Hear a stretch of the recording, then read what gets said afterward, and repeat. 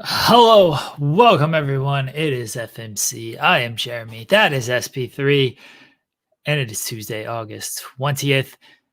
How you doing, SP3? I am doing good as always here on a Tuesday and some challenge 40 battle of the eras to talk about. No NBA for us to talk about, unfortunately. Yeah, they've been light on the sports, but and they didn't release the latest episode of the Tell All for 90 Day Fiance, so I don't have anything like that to talk about either. So it's just the challenge season 40 episode 1 where we're not even going to update our rosters because no one was eliminated in episode 1. It's gonna be like a 10-minute episode for everybody. We started watching Love is Blind UK, the wife and I. Oh, you did? Yeah. I do too. So we Oh, got something okay. else to talk about. There you go. All You right. popped me. You just popped me because I literally like because you know our third co-host she's been busy this weekend. I didn't know whether to hit y'all up and be like, yo, y'all need to watch Love is Blind UK or not. But me and the missus, we've been loving it. We've been very much enjoying Love is Blind UK. We're only 2 episodes in, so Okay. we're not too deep into it yet. We're 2 episodes in. The one, I'm terrible with names. The wife will probably text me here in a second, and you might have them as well. You know, the one dude is proposing basically the end of the first episode, and Steven. yeah, Steven. Steven, yeah, Yeah. and Steven and Sabrina. we thought, they do the cliffhanger at the end of the first episode, and the wife had a great idea of like, what if she's also been talking to another guy and they just haven't shown any of the footage, and like she's like, no, I can't marry you. I've also been talking to this guy, but that didn't happen. She just accepted, and they're now engaged. Yeah. But that's a great twist if they could ever pull it off. So we'll see if they can ever pull that one off. But yeah. They kind of already did that with the what was the guy last season with AD? Yeah. The guy with all the questions, the spreadsheet of questions. Right, but a proposal would be something else. This guy was ready to propose like after 2 days, and then it's like, nope, she's actually talking to somebody else as well. I love getting terrible with names, but the one guy, Sam from London, I believe. He always made sure. My Remember me, Sam missus from hates London. him.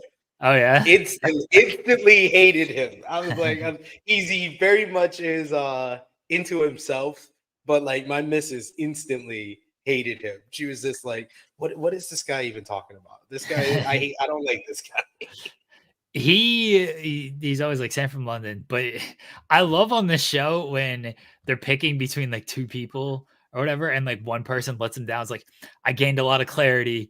I think I know my choice now. Yeah, like no shit, you did. Like you just got dumped by one person, so obviously you gained some clarity on who you want to choose. Oh yeah. Oh, I think what he talking? He was talking to Jasmine, wasn't he? Yeah, I think Jasmine is one. Yeah. Yeah, Jasmine lets him down, and he's just like he's all heartbroken. He's like laying down on the floor in the flat. And he's like, "Yeah, I've gained some clarity." And Nicole's the one for me. Yeah, like obviously, duh. And then even Nicole is like not quite feeling him because she likes Bohani or whatever his name is. I just call him Ben Benihana. because everybody Fair. else was calling him Ben. So I just Benihana. Yeah, Benihana. That's what I think his name is. He's got like the wife said called like a deep biblical name, in like Icarus 519. This dude's name is there somewhere. He looks like Jesus too. Yeah, a little bit. Yeah, the wife just messaged, but Benihana. That's literally what you texted me, baby. Just Benihana. That's what that reads to me. Matt Payne saying next Saturday I'm going to challenge live in Chicago. Either of you been to one? I've not. Cher has. I don't think you have. SP3. Cher took me to one when they had it in Chicago last year. So I didn't get to see like the whole thing, the whole challenge meeting of them on the stage. Like when we went, it was like more of like the meet and greet section of it. So I got the feel of it, but not the full experience yet. Yeah, I've not been to one. I was supposed to go to the one in Chicago 2021. That was like all out weekend as well, but we didn't get there until late on Saturday, and it was like Saturday afternoon, so we didn't end up making it. So yeah, it should be fun though. Like enjoy, have fun, Matt. Yeah. Well, now I know we have Love Is Blind to talk about in the coming weeks, but yeah, we're only 2 episodes in. They haven't done. There's only been one proposal, so we haven't gotten to like there was like the double breakup of like, oh, I'm gonna tell her, I'm gonna let her down, and she's like, oh, I'm gonna make this easy for you. I'm gonna let you Ollie down. and Catherine. Yeah, Because she's like, Ollie was between Catherine and Demi, and then Catherine was between Ollie and Freddie. And because she's friends with Demi, she was just like, "I'm gonna make this easy for you. I'm gonna let you go. You. I know you have another connection, so I'm just gonna let it." And he was just like, "Well, that made it easy for me. So thanks." our pal Share Delaware is in the chat. I will send this link. We weren't sure because of everything you had going on, so we'll send this, and we're only talking challenge today. Share. We're not doing anything else. If you don't want to, or if you can't make it, we understand. But there you go. I didn't expect you to be in the chat. All right. There we go. There was there was a Miz quote. Miz he was at Fanatics Fest this week. This article is running tomorrow on Fightful, everybody. I timed it for the challenge. But he was asked about like doing the challenge again. And he's like, I don't have 6 weeks. Like I can't take like 6 weeks off to do the challenge at this point. And so I don't think we'll ever see him again. But he did say like if he did one, he wished he would have done this season because it's eras. And he's like, me and CT, we would have just destroyed everybody, which I don't fully disagree with. So I have a good question for you. Who would you take out of Era 1 to put in the Miz? Oh, yeah, you got to take a guy out, too. Yeah. And that guy, it's Mark, it's Darrell, it's Derek, Brad, and CT. Probably Derek. Wow, that's crazy to me. He's so in the mix okay. of the Challenge Mania era. Is like, I would say Brad. Yeah, Brad was my other choice. Yeah. He did well in episode 1, but like his performance in Battle for a New Champ as the mercenary, and then his performance in All Stars 4, that would have made me choose Miz over him. Here's why I chose Derek over Brad. It's largely due to entertainment value. Derek's a better competitor, but he's very just by the wayside when it comes to entertainment. And Brad, he can be messy. And, they like the messiness. So Derek's not really going to be messy. He's going to be a good competitor, but that's sort of it. Share Delaware is here. There we go. There's Share Delaware. Hi, how are you? I'm good. Hello. How are you guys? We're doing well. Doing wonderful. All right. So we have episode 1 to talk about. That's like all we're talking about today. And there was no elimination, so we can't even like update our fantasy draft. We're just gonna talk about episode 1, and that's gonna be that. So episode 1 premiered. You got all 32 people here, and then TJ announces we're doing a gauntlet. 40 people. 40 people. 40? Because they're gonna oh, because they're bringing more. 8 people. Yeah. Sorry. No, no, it's 40 people to start. They're gonna eliminate 8 people, so it's gonna be 32. right. Sorry. All right, so yeah, it's 40 people total because it's 10 from each era, and then they're gonna eliminate 2 from each era, right off the jump. So it's what they call it, like the era's gauntlet or something. Era Invitational. That's what it's called. Era Invitational, and it was a puzzle to start, and then you get in a canoe and you go across the you have to grab a bunch of lights, and then once you get to the end, you that's how the finishers are determined. And the people who win are safe, and then the losers, the bottom finishers, go into elimination, and then whoever won gets to decide who competes against the bottom finishers, and everybody else is up for grabs, and you're competing against your era on this. So it's not like era 1's taking on era 2 or anything like that. Like era 1 has to face off against era 1. So that is how things were decided here with the first challenge. And the losers from era 1 were Mark and Katie, Ryan and Kellyanne, Leroy and Nia. Oh yeah, Era 2. Era 3 is Leroy and Nia. Sorry. And Era 4 is Theo and Nerys. And then the winners for Era 1 were CT and Rachel. Era 2 was Bananas and Laurel. Era 3 was Corey and Tori. And Era 4 was Horacio and Michelle. Before we get into kind of the debates they were having and stuff, what do you guys think of this Era's Invitational and how they decided to eliminate 8 people right off the bat, and then this elimination game? Go ahead, SP3. I like the start of it being between the eras. I don't like the fact that we have to eliminate people so fast because we haven't even got the chance to see how they work together as a whole team. So that was kind of weird, and I think that's why we ended the episode without the elimination, because they want to give you more time with the people that are going to eventually be eliminated.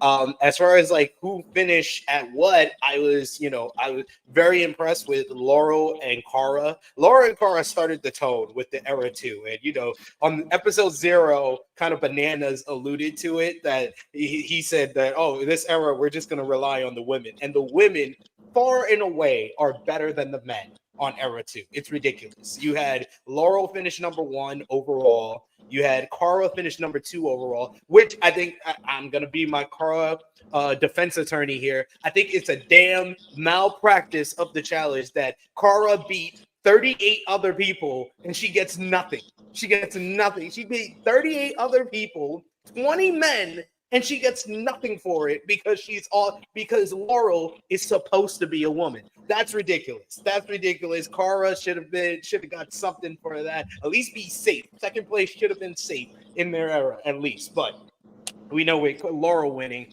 we know what's going to happen eventually. CT, I think he finished 3rd overall. I think Rachel was after him. And then 5th overall, most impressive person on this whole first challenge, Tina. Tina coming in at number 5 overall, 2nd for the women in Era 1. She really is in the best shape of her whole challenge career and life, doing with the Rachel training. So bravo to her. Tina was probably the most impressive. I like Aviv looked good after 18 years off from the challenge. And then there was a bunch of people that did not impress me, like Emily. I think Emily came in with quite the reputation. Emily, so for her to her to finish 4th in her era. But man, all the women from Era 2 finished before the rest of the men after Bananas. Bananas came in 3rd for his era, and then all the men were still in their canoes. You had Nehemiah still in his canoe. You had Derek. They eventually finished, and then it came down to Brad and Ryan, and then Ryan was last place for that. But yeah, I was quite impressed with that. And I was disappointed in Nerys. I had high hopes for her. So her finishing last did, a little bit disappoint me. But I think that everything kind of panned out otherwise, besides those particular people, the way I expected it, with Laurel and Cara finishing 1st overall. Cher, what'd you make of this opening challenge and eliminating 8 people kind of off the bat, as we'll get to next episode, really?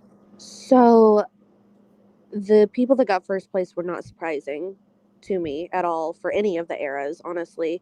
But last place, a couple of them, I guess, kind of surprised me. But then again, you wouldn't think Mark would get last place, but then it's Mark's also in his 50s. And he's competing against people that are literally half his age out there. So that one, I mean, I guess it does kind of make sense. I'm not a big fan of immediately eliminating that many people. I have never been a fan of a purge type of anything, and that's almost like what this is. The Cara thing made me mad, because how are you going to get 2nd overall and you're going to get thrown in? That's irritating. Why did it have to be a man and a woman to be the winners of each? It should have just been the top 2 of the era. You beat Bananas, so why does Bananas get to be the winner? I will say, we were talking about placement, and I had sent you guys some screenshots where a lot of the cast was talking about how production had edited things to look differently. Like Emily got done faster than how that they showed her to do it. And a lot of people were talking about it. I don't understand why they would do it because it didn't change anything. All it did was just like confuse the fans, and then the cast members are like, well, that's not how it happened. It's not like they did it and it made something else make more sense or anything like that. They just did it for the hell of it, basically. Like, it was just very strange. And I mean, we know that production likes to twist things and edit things to be a certain way, but that just didn't even make any sense, honestly. But overall, I was impressed, like with Tina, like you said. Didn't expect that by any means. But I'm just not a fan of immediately getting rid of 8 people, because we look at this cast and we're like so excited because we're going to get to see a lot of people that either we only get to see on All Stars or you don't really get to see, and then they're like, just kidding, we're getting ready to send a fifth of them home. I also don't fully like that the eras are going to battle within each other. Like, I want to see who the strongest era is by them like beating other eras. Like, they'd obviously have to figure out a way to do this, and look, they've had months to figure all of this out, and it's not like they had to do this era invitational to start. But I would have rather seen, like, oh, let's say overall winner was Laurel, right? She won for everybody. So Laurel finished first, and now she gets to pick, and then whoever finishes last. Who got last overall, like final overall? Was that really stated? I don't think that was stated. I'm thinking it was Nerys, because really, like the last 2 eras were like straggling behind the first 2 eras. Okay, so let's just say it was Nerys. Apologies to Nerys if you weren't actually the last person who finished in this. And then Laurel gets to pick anybody from any era. Look, if she wants to sabotage her own team and put on one of her own eras, like, fine, that's her choice. That's gonna come around to haunt her. But she gets to pick somebody from a different era to go against Nerys. And then it's like, oh, now I might try to eliminate someone strong from era 1. Why wouldn't I put like Rachel against Nerys and see if Nerys can take out a strong competitor in Rachel? Like, I think that would have been better than basically the infighting. I understand why they do it. You want to cause drama within your own eras, but like, if you really want to see who the strongest era is, you should put the eras against each other in these eliminations instead of the eras fighting within themselves in these eliminations. Absolutely. Yeah, I agree with you fully on that. And the whole point of the eras, I mean, when we found out that that was the name, you think that it's era versus era. We're going to see who is the best era. So for it to be, you're going against everybody, well, what's the point then? Why are we on era teams then? Like, that just doesn't make any sense to me at all. And if they're going to rip off Taylor Swift, they need to do it the correct way. I want to also give credit to Corey, who finished overall for Era 3, because he's been talking about it for years that he needed a puzzle queen, and he actually worked on his puzzles. Yeah. He actually worked on his puzzles, and he became a puzzle king and got first overall for Era 3. So bravo to Corey. I did like that he's like, yeah, I've been practicing with my kids. Like, we've been doing the games and everything. I was like, good on you, Corey. Look at you. So then we get the debate of who is going in, since everybody is up. And of course we pick right back up with Laurel and Cara, and Laurel wanting to put in Cara, and I'm just, like, she finished second overall. Like, why would you want to put her in? I understand, like, the women's side is very strong for era 2 and like somebody has to go in, but why would you put in Cara and risk her going home when you know she's a strong competitor? And because this is she's scared of her. That is 100% what it is. And she can say whatever she wants. She did an interview yesterday where she said Cara was the most overrated challenger in the history. And I'm like, girl, I think that she knows that I mean, Cara is not going to beat her 10 out of 10 times. We know that. We've seen it. But Cara is one of the people who has the best chance of beating Laurel. And Laurel is terrified of that happening. Yep. And it's just, like, Laurel could not get Cara's name out her mouth. Like, No. that's all she talked about in every single confessional. She's calling Cara an anchor to the team and stuff like that. I'm just like, what are you even talking about?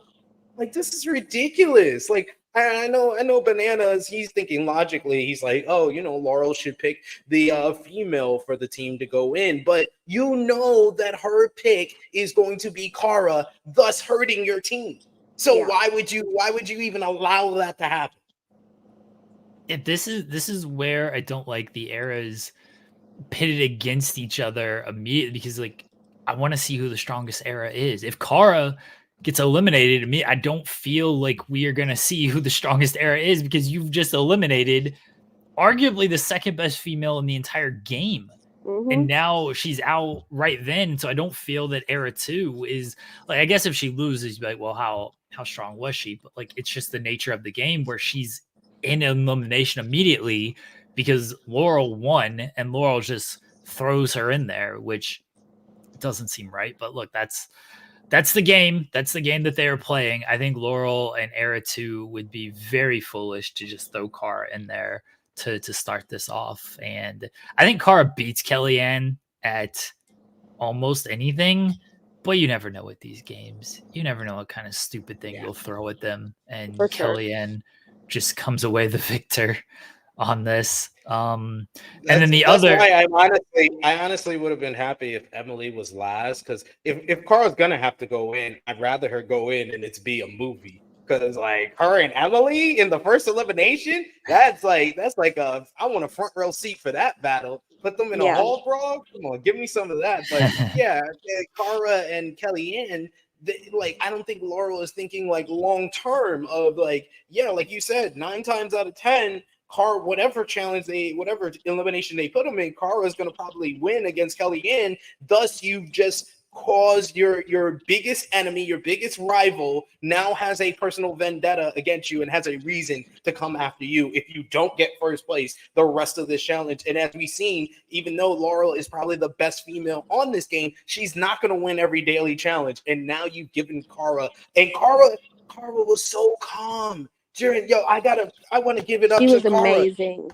Oh my God, she finessed that whole thing. Like Bananas tried to put her on the spot, tried to trap her. Our boy Alan Geary said it, and Bananas tried to call. I wasn't trying to trap him. Nah, that's bullshit, Bananas. You were trying to trap Cara, and Cara played 4D chess with your dumbass trap. And was like, no, like let's talk about the present. Let's not talk about hypotheticals. You're in that position. I'm here. I know we have a lot of history, but think about the team and think about the fact that if I win and come back, I now have a reason to come after y'all. Think long-term about this. Think about the present, but think also long-term. Don't think about any hypotheticals of if I was in your position. I think that she did great, because we know Cara can lead with her emotions sometimes. She did very well on that. And I was actually watching a clip from Zach's podcast.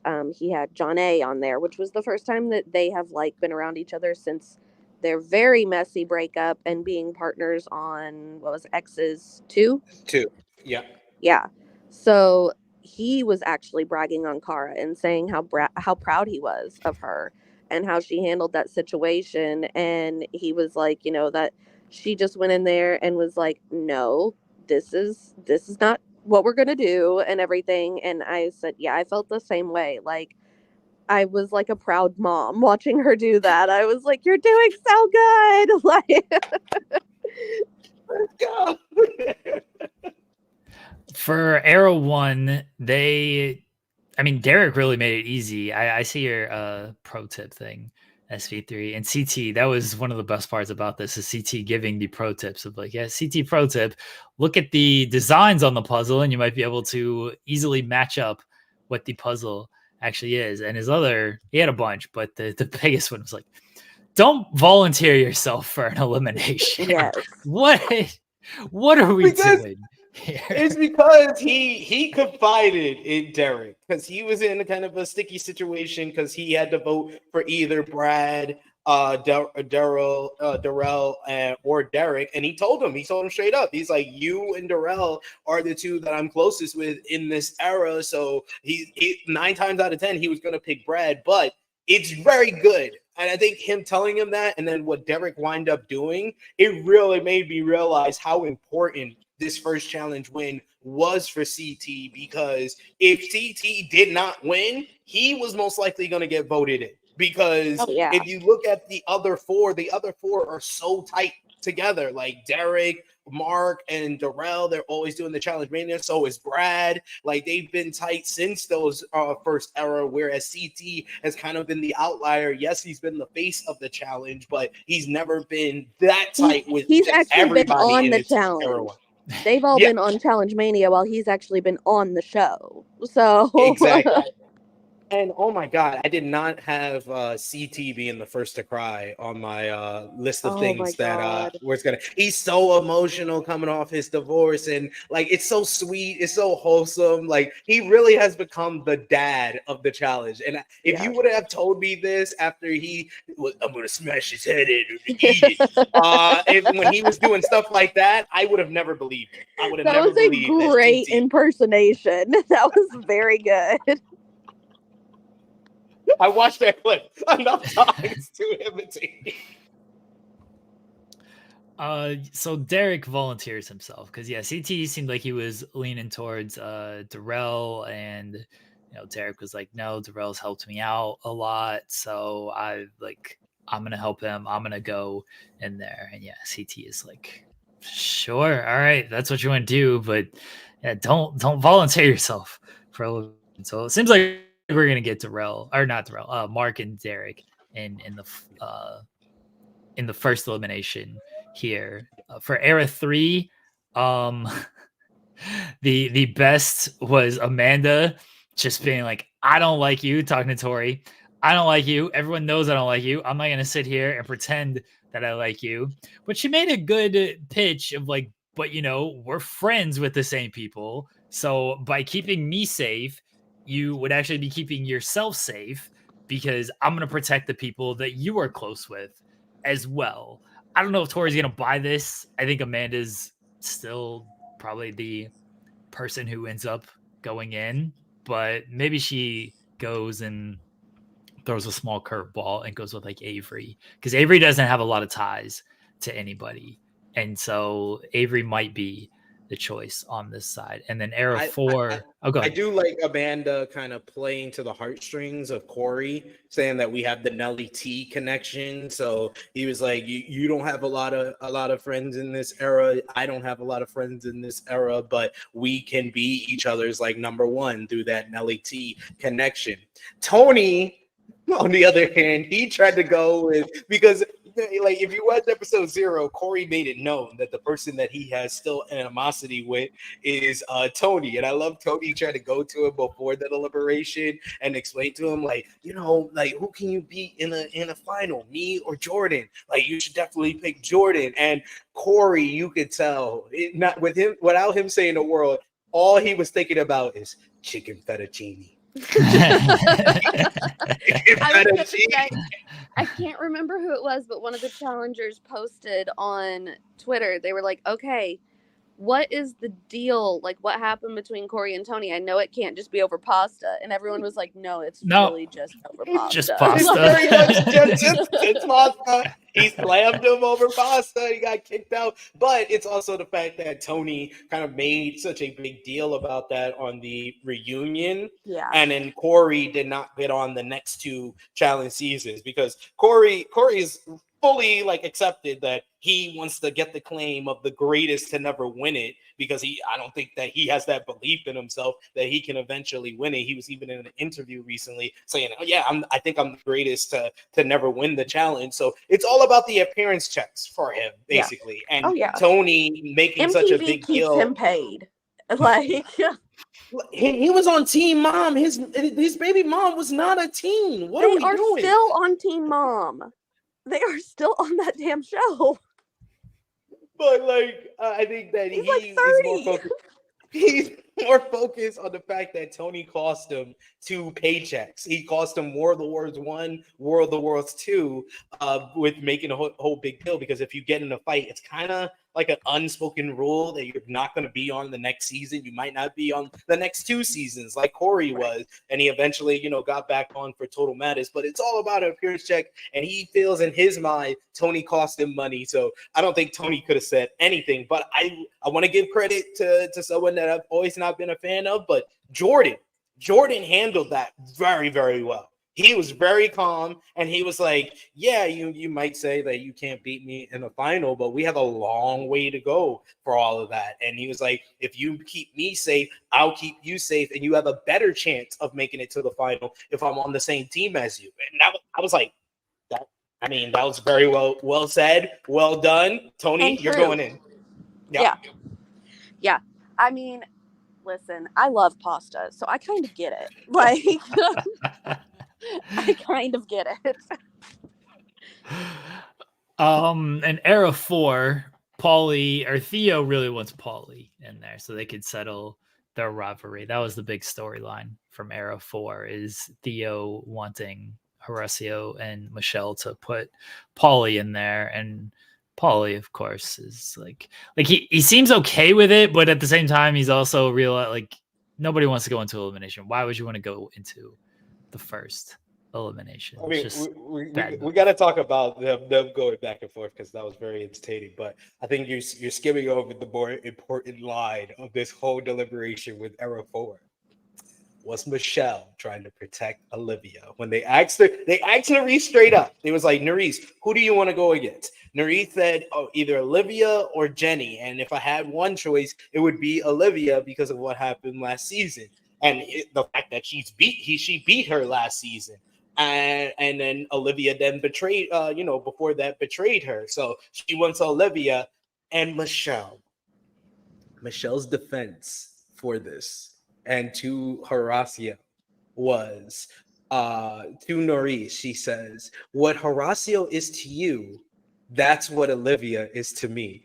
So I think that Michelle just admitted on national TV that she's gay or she's munching on Olivia because Nerese and Horacio are very much significant others to each other. So for you to make that comparison, I think you just admitted that your significant other is Olivia.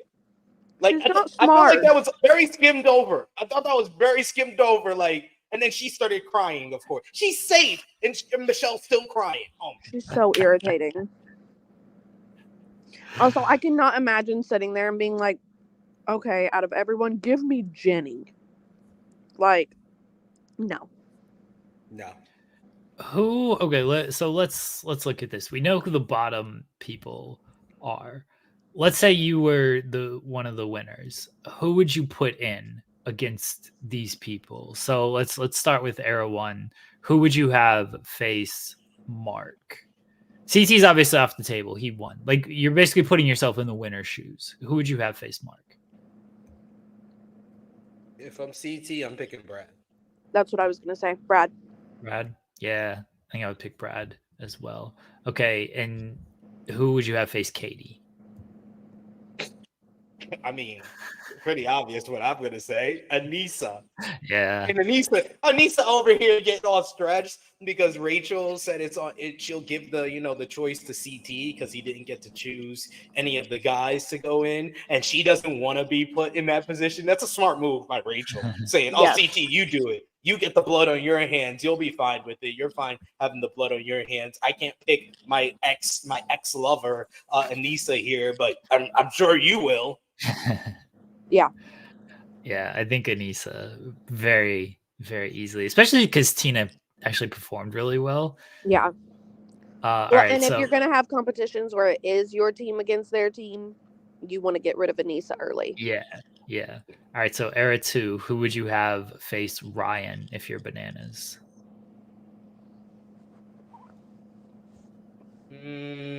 I would say Brandon. The guy's side on Era 2 kind of sucks. Give me the options. Your options are Brandon, Derek C, Nehemiah, and Ryan. I'd probably go Brandon too. I guess Ryan's actually off the table because this is who they're facing. Is Ryan? Yeah. Sorry. I'd like Brandon or Ryan. Get rid of one. Who cares? Yeah. Yeah, you're banking on like Nehemiah being a strong competitor if you're Bananas, because if I'm Bananas, I'm politicking for one of the guys to go against Kellyanne. Like, can we actually get Ryan C against Kellyanne? Like, can we spare a girl here? Man, yeah. Bananas is in rough shape with the guys who are with Era too. Boy. And that's why he said that about the women. That's why he made that comment. No wonder he won so many challenges. If this is the best guys that can pull from Era 2. Jeez. All right, Era 3. If you are Corey and Tori, who would you have against Leroy and Naya? This is the most interesting one to me. And who is the choices to face Amanda? Leroy? Oh, for Leroy, it's Devin, Jordan, and Tony. That's kind of tough. Yeah. I'm going Tony because Devin is so smart that if you have a puzzle thing, like, I mean, Corey did well, but that doesn't mean Corey's going to continue to do well. We know Leroy's not great at puzzles either. I would keep Devin for that because he's going to be easy to get rid of later on if you need to. But I think that I would have to go Tony because Tony is such a... Is Tony going to do well? Is Tony going to flop? Like, you just never know, and we haven't seen him in so long, too. Yeah, I was gonna make an argument to go big and just put Jordan in there, but nah, you want to keep Jordan because Jordan has won a team challenge season. Mm-hmm. Devin was he was phenomenal in the team portion of season 37, Spies, Lies, and Allies. Like that, he wanted to keep the teams together all the way through the final and stuff. Mm-hmm. So yeah, it's pretty obvious that Tony is the good choice. And plus, Tony and Leroy seems like an even matchup. Yeah, I think it's Tony as well. My God. I wouldn't put in. You would not want the off chance that somehow Jordan got sent home. Yeah. That early, like, oh God, that would be a mess. Yeah, I wouldn't put in a strong competitor. Like I assume it's going to come down to, I mean, they kind of said it's going to come down to like an individual game. Yeah. But you still are going to need a strong team to get you there. So I wouldn't put in a strong. Oh, we didn't do who to face Kellyanne in Era 2. Oh, true. I would say Aviv. I don't feel great about it. But yeah, it would be Aviv. Yeah. Yeah, she doesn't have the connections, and I would want to keep Cara and Emily, two of the greatest female challengers ever. And then who would you have face Naya from Era 3? I feel like her versus Amanda is not a fair matchup. Like, if it's something physical, it's not fair. I mean, I could take either Amanda or Avery. I don't. Yeah, I'd probably go Avery.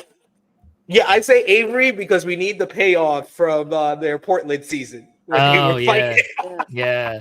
And I think Avery, too, just because she should not have made it as far as she did on All-Stars. And send her out there, see if she can actually prove herself and see anything, like either she goes home or she actually does something to deserve to be there. Bananas has got to try to initiate a trade of like, can we trade Brandon and Aviv for Avery and Tony? Like he's got to try to take one we don't of want that. We don't want I mean, that's better than what they've got a terrible men's side. My point of the trade is like Era 3 has like some pretty strong male competitors, but their female competitors are sort of weak. Era 2 has strong female competitors, but their male competitors are weak. So like you gotta find a swap there if you're Bananas. Yeah, that would be cool if they instituted trades. That would be a cool thing to add. I mean, I would, I think it would go with Avery. And honestly, Avery should not be on this season because if Ashley Mitchell was not kind of suspended from the main season of the challenge, she is the main she outside of like West. It's Ashley M is the main glaring omission from this season for me. Yeah. Yeah. And then era 4, we have who's facing Theo and Nerys. Nerys, I'm probably just gonna go Olivia. That's who she wants. Send them in. Let them. They're pretty evenly matched, in my opinion. They've both had impressive showings. Send them 2 in. So it's like, okay, who cares?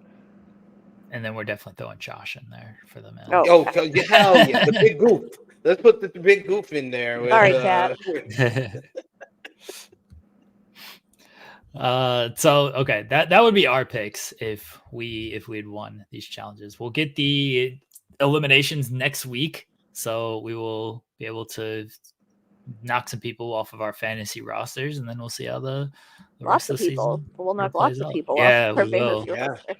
Unless they like, I'm not fully sold that they're getting rid of 8 people right off the bat. I'm not sold we're getting all 8. We're getting all 8 eliminations in this next episode. Fair. Yeah, I'm not sold that they're doing all this right off the bat. I don't know if there's gonna be a redemption house or something, but I think they're gonna have something like that. I think they're gonna have something to where these 8 aren't going home immediately. I am so torn on the idea of redemption houses because I love it when we don't know there's a redemption house. Like when they keep it a secret from the fans too, and then all of a sudden they're just fighting to come back in. But also, I would be so pissed if I was on the show and had been working and doing these daily challenges and doing all this shit. And then these people that are just hanging out, doing nothing, get to possibly come back in. Like, so I see both sides of it for sure. But I don't like it when we're just like, okay, we're watching a daily challenge and then they're cutting to all of them like laying out sunbathing at a redemption house or something. Like, I don't want to know that they're there if they're going to be there. Paulie, the one season where he lost in Redemption House about 15 different times. Yes. That was the worst one. That one was bad.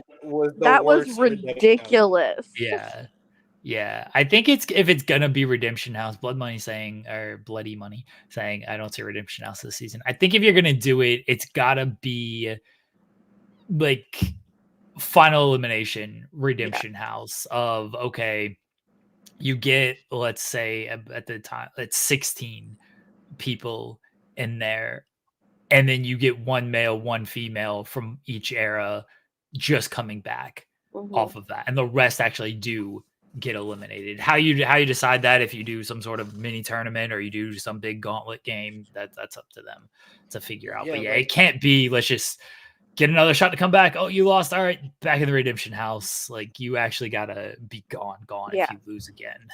I agree.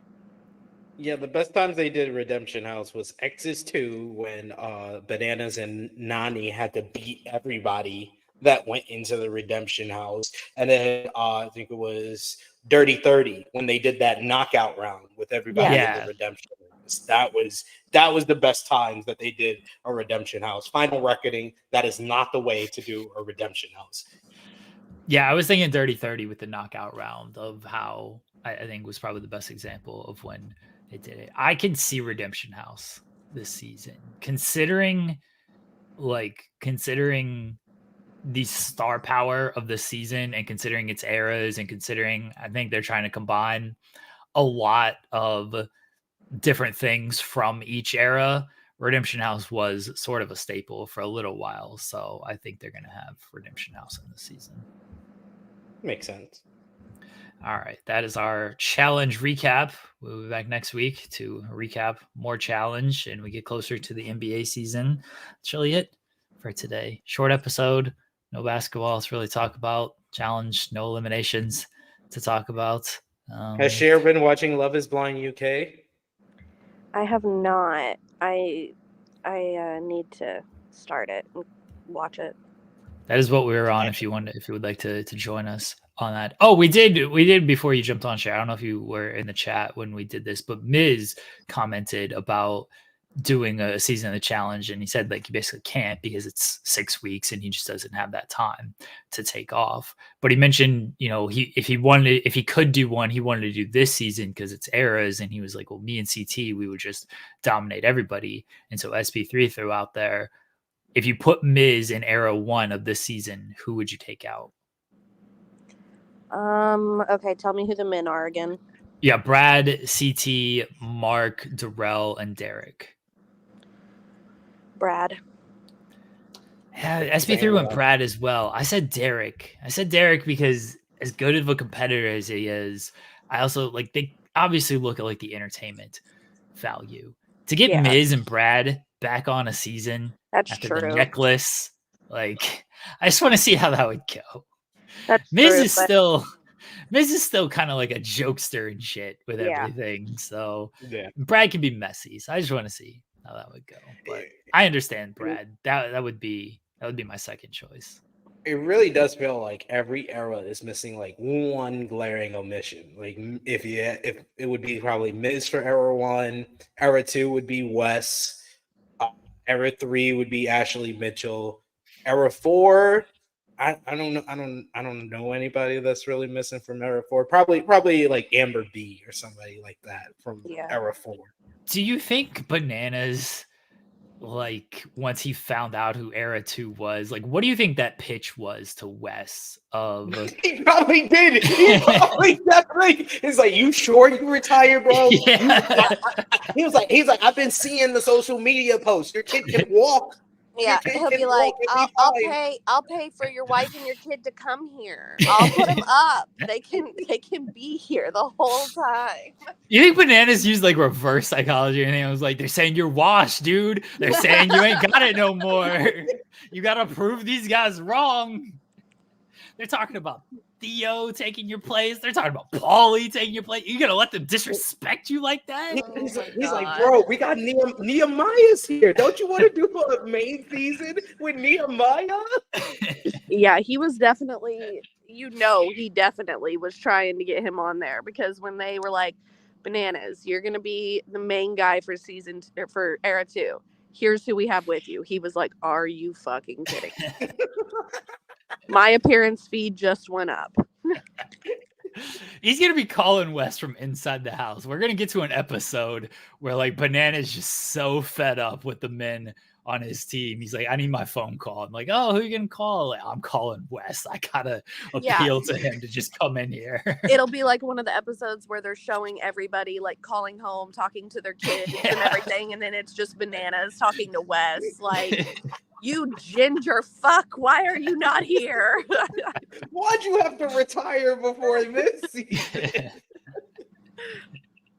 He's cutting the CM Punk promo. I got this empty-headed dumb fuck Nehemiah with me over here. Ryan, he's not athletic at all. He can't do shit. Derek's dumb as bricks.